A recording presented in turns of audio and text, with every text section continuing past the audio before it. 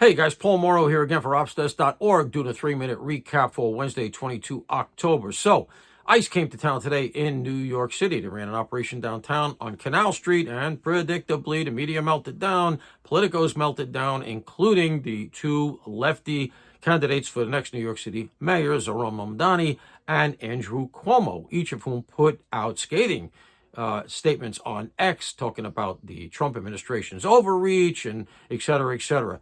And this TDS really has affected their judgment because it comes out later that of the 9 that were arrested in the sweep, which not even much of an op, 9 people, 6 of them had serious warrants on them and they had removal orders. So consequently, these people had to go, and it's what the city is on board with. What these politicos don't seem to realize across the country is that the population wants this. Even here in New York City, the polling shows, irrespective of party, that people want serious criminals who are here illegally out.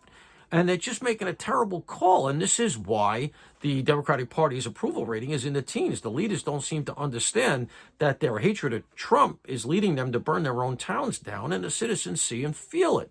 Now, here's the thing. A lot of question about how many activists showed up so quickly, because they get very loud, and they're the ones who drive this kind of scare tactics that the leaders react to. Well, a lot of activists got there real quick. Either they have a very good response network set up, but in light of the fact that most of them came running over from Brooklyn, I almost guarantee you, I think there was likely a leak. I think NYPD heard about was notified by ICE. NYPD probably circulated it up their chain, the mayor's office. It got to some of the city council, and staffers over there, or maybe even city council members, are well capable of tipping off these activists. And I think that's what happens here. It argues that in the future, ICE should keep it a little bit tighter. Now, we had the debate tonight, and the 3 candidates went at each other. Sliwa smoked them. And it's not just because I like his policies better than the other 2. No contest. Mamdani really is insubstantial. And Cuomo doesn't even look like he wants to be there.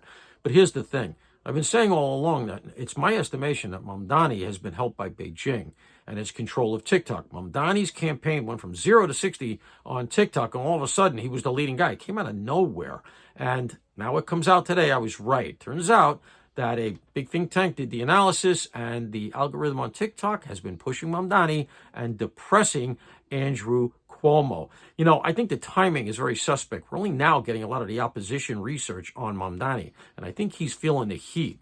Will he make it to the finish line? Well, today he said he'd keep Jessica Tisch, the popular police commissioner. I think that's a sign of weakness. Don't be fooled. As soon as he can get rid of her, he will. Paul Morrow for the Ops Desk.